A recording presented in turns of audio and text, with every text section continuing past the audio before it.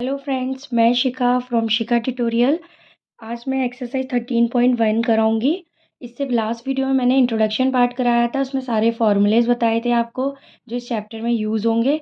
वैसे आपकी इस चैप्टर में एक्सरसाइज 13.1 और 13.2 ही है। 13.3 एंड 13.4 आपकी डिलीटेड है। तो ये जो क्वेश्चन है इससे स्टार्ट कर रही हूँ। Two cubes each of volume 64 cm³ are joined end to end. Find the surface area of the resulting cuboid. आपका क्या किया गया है, इसमें दो क्यूब लिए गए हैं।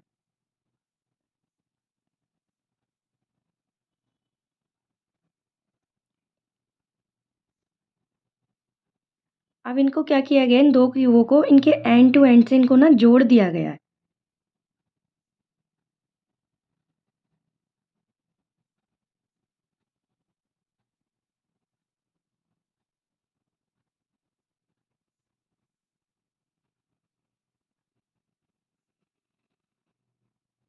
इनको ना ऐसे जोड़ दिया गया है। तो जब इनको जोड़ दिया गया है तो आपसे कह रहा है अब इन दो क्यूब को जोड़ने के बाद ये क्यूबॉइड बन गया। तो इस क्यूबॉइड का आपको सरफेस एरिया फाइंड करना है। तो देखो ये जो थी, ये एक साइड मैंने इसे मान लिया ए, ये भी आपकी ए, क्योंकि क्यूब में सारी साइड्स इक्वल होती है। ये आपका एल हो गया, ये आपका बी हो गया और ये हो गया एच। ठीक है, तो ये एल हो गया, ये बी हो गया, ये एच हो गया। मैंने इसको ए मान लिया, तो ये भी ए होगी और ये भी ए होगी। अब आपको इस क्वेश्चन में ए तो नहीं दे रखी, लेकिन आपको दे रखा है कि वॉल्यूम ऑफ क्यूब आपको दे रखा है 64 cm³। तो वॉल्यूम ऑफ क्यूब क्या होता है बच्चों? ए क्यूब बराबर होता है आपका 64। आप 64 के फैक्टर कर लो।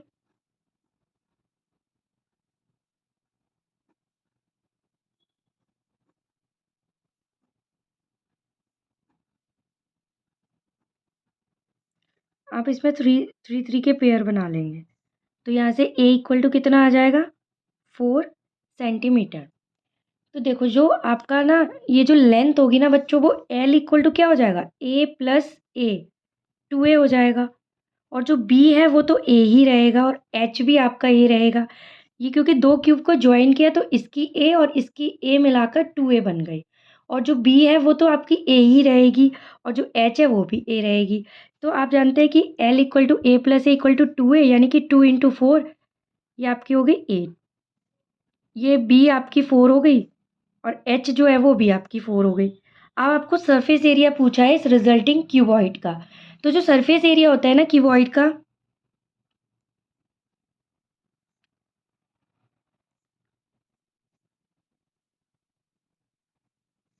वो होता है 2 LB plus BH plus HL। अब हम इसमें वैल्यू पुट कर देंगे। L कितना है हमारा? 8, B है 4। ये हो जाएगा आपका 4 × 4 प्लस 4 × 8, 32 प्लस 16 प्लस 32। ये हो जाएगा 6 और 4 10, 3 और 3 6 और 7 और 1 8। ये हो जाएगा 160 सेंटीमीटर। तो जो सरफेस एरिया ऑफ क्यूबॉइड हो जाएगा बच्चों, हो जाएगा 160 सेंटीमीटर। सेकेंड क्वेश्चन है बच्चों, a vessel is in the form of A hollow hemisphere.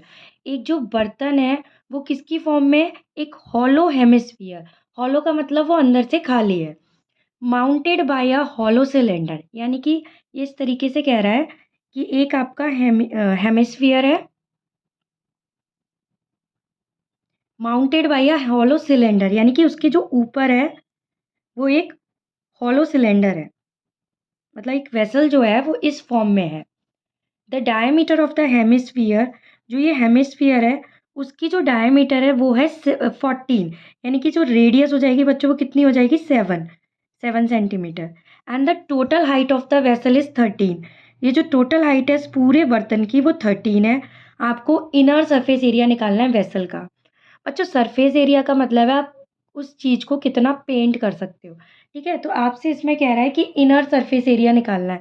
यानी कि इनर सरफेस एरिया का मतलब है आप ये जो पूरा पोर्शन है ये निकालना है आपको, इनर सरफेस एरिया। तो ये जो पूरा पोर्शन है इनर सरफेस एरिया में, ये आपका curve surface area of cylinder plus curve surface area of hemisphere, ठीक है। तो ये इनर सरफेस एरिया होगा। इनर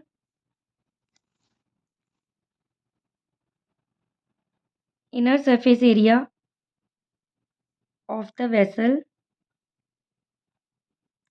क्योंकि जब आप इसे पेंट करोगे ना बच्चों, तो ये वाली चीज इसी पर तो कर पाओगे, अंदर जो ये। तो इनर सरफेस एरिया यानी कि CSA of cylinder plus CSA of hemisphere. Cylinder का होता है आपका 2πRH और हेमिस्फीयर का होता है 2πr²। इसमें से आप 2πr कॉमन ले लोगे। r इसलिए कॉमन ले लोगे, जो आपकी रेडियस इस सिलेंडर की है वही रेडियस हेमिस्फीयर की है, तो ये हो जाएगा h प्लस r, ठीक है। और आपका 22/7, r है आपका 7। अब h कैसे निकालेंगे, क्योंकि h जो है वो टोटल हाइट है, तो h इक्वल टू तो 13 है, लेकिन मुझे सिलेंडर की हाइट निकालनी है। तो बच्चों आपको पता है ये जो 7 है वो भी, ये भी 7 होगा। तो आप हाइट ऑफ सिलेंडर कैसे निकालोगे, इस टोटल हाइट 13 में से आप 7 माइनस कर दोगे तो आपका आ जाएगा 8।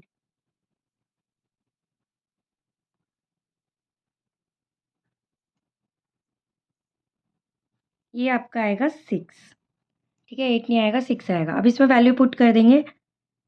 6 + 7, 2 इंटू 22/7 इंटू 7 इंटू 7 और 6 हो जाएगा 13। 7 से 7 कट गया, 44 इंटू 13। हम मल्टीप्लाई कर लेंगे इसका।